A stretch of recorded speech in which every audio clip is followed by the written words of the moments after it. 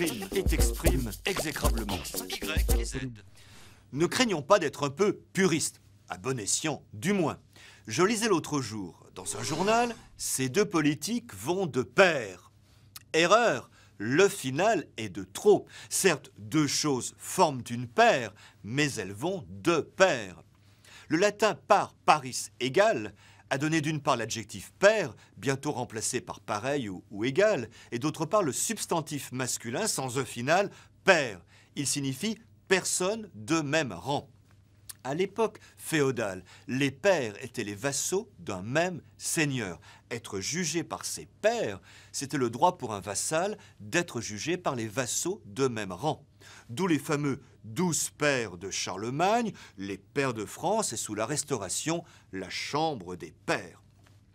Très vite, pair a pris le sens plus général de personnes de même situation, de même fonction. On est évalué par ses pairs. Cette idée d'égalité, de parité, se relève dans bien des expressions. Être sans pair, sans égal. Être hors de pair, sans concurrent. Et surtout, aller au marché de pair. Ces deux politiques vont de pair.